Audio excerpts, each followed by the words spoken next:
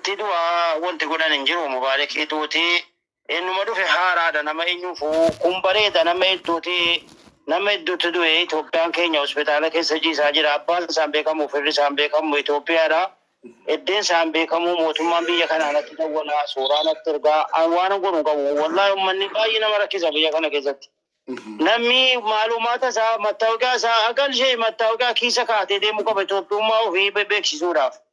Mattaawqaa illee kiisaan qabu namni waan tokko paaspoortii hin qabu akka kanatti dhufee jechuudha gatamee jira ummanni keenya Itoophiyaa. Oromoo ta'e Amaara ta'e adda baafachuu hin dandeenye nu amma uummata ta'e hospitaala keessa ciisu. Kun immoo kontiraatar fuunsii bareeda ta'e paaspoortii si argachuu wanti nu fayyadee wanti nu gargaare intala boojaa kana paaspoortii si argamuudha guyyaa gaafa Itoophiyaa jiru paaspoortii ati natti ergite sanatti intala kana arguu danda'e malee silaa ciraa dhumte si hin argamu tu paaspoortiin si hin jiraanne jechuudha.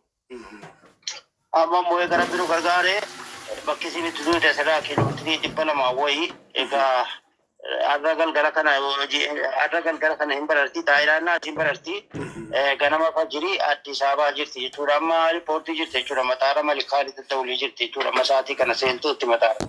Okay, airport Riyadh seentee jirti.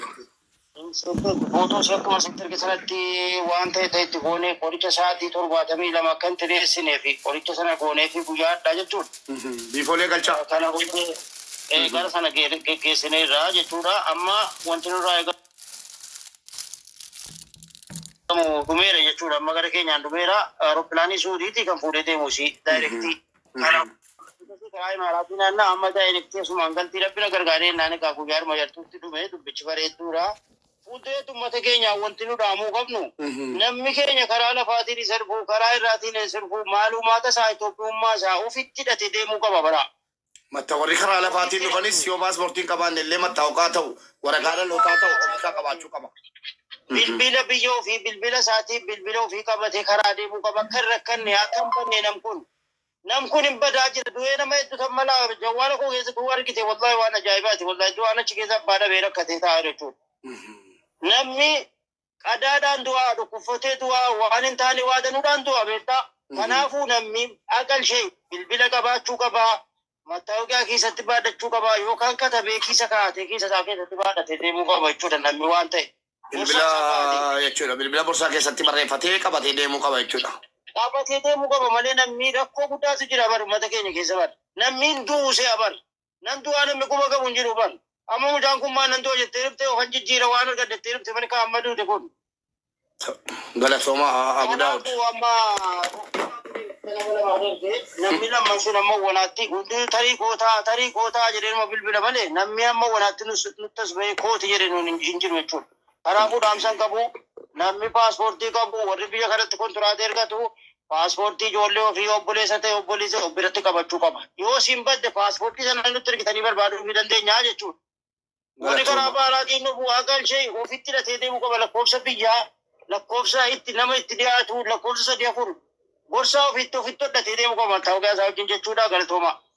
Ulfaadhaa galatooma abbaa keenya kabajamaa keenya Abu Daawud reeffa ijoollee hedduu namoota rakkatan hedduutiif nama furmaata gochuun beekamu warri yaade isinii aaraa miti. Abu Daawudiin bakka argitan itti nu galateeffadhaa maatiin illee galateeffataa jiru amma reeffa gara eerpoortii Riyaad galchanii jiru. Xiyyaarrannaas kan Saudiitiin gara biyyaatti reeffii ganama sa'aatii 12tti Finfinnee gaa ulfaadhaa galatooma Abu Daawud. Dhaamsa isaan dhaaman keessaa tokko namni biyyaa baatanu naman tuffatinaa gorsa namaa fudhaa dirqama xaqalaayii ministeerii yookiin immoo poolisii ta'uu qabu namni waa isinitti himudha. Ijoollee warri baharaan deemtanullee paaspoortiin qabdanu mattaawqaa biyya keessaniitii fi yoo mattaawqaan qabaanne immoo lakkoofsa bilbilaa Saudii keessa nama isin beekuutii fi lakkoofsa bilbilaa koodii waliin kan biyyaa ofitti hidhadhaa deemaa. Yeroo isin duutan poolisiin borsaa keessan keessaa fuudhee bilbila of ilkaan dhabinaa maqaa keessanii waliin borsaatti katabadhaa deemaa. Ilmi namaa nan du'an se'u yeroo deemu na dhugaadha. Jaaloo hin cufin modii tana komentii cufin miutii godhi xara jala miutiidhaan. Ashangullitiin boo'ichaa akka tiktookii gubu wallaalanii tun taane beekaa akka godhaa jiru komentii cufinaan jaalladhuan. Kanaaf obboleewwan keenya baay'isee nan du'a jettee miti kan isin baate. mana jaazaa geetan maatii koo maallaqa gaariidhaan hojjedhee gargaaranaaf kun dhufe simboo kana mi'uutii godha. Mi'uutiin funaana malee namatti cufina modii intinaan. Sini galee nan du'a jedhee namni yaadu hin jiru. Anamma nan du'a hin jenni. Anuu Finfinnee keessatti kan silaa halkan sa'aatii 7 walakkaatti lafa na buuftee oltu gadheen maatiidhuma kana naan bisee kunoo birattan dubbataa jiraan. Waa'ee dhumti jaraa goolabamee kaana nan dubbadhe iyyaafani malee wal dhiisuuf hin teenyu jechuudha. Sini galee ilmi namaa bakka itti kuftuun beektu obboleessu. Paaspoortii kee yoo paaspoortii mattaawaqaan qabaanne hoo maqaa kee eenyummaa kee barreessi bakka dhalootaa barreessii fi akka mattaawaqaatti lakkoofsa bilbila keetii kan maatii keetii 2-3 kan Saudii keessaa 2-3 barreeffadhu eenyummaa keetii reenfi kee maatiidhaa galu. Reenfa hedduutu isaanitti ergama. Reenfa hedduu natti ergu. Reenfa feesbuukiin nan eeyyamu tiktookiin nan eeyyamu fuula namaa mul'isu reenfa calliseen ilaalee dhiise jechuudha.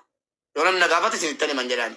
Maaliif poolisoonni gatii isaan beekanuuf isaanis baasii keessa gatii hojjetanuuf itti ergama isaan natti ergu. Ani immoo waa tokko jechuu danda'u qabeedhuman ta'a. Maaliif fuula namaa du'ee maxxansuu hin eeyyamu tiktookiin feesbuukiin akkasi.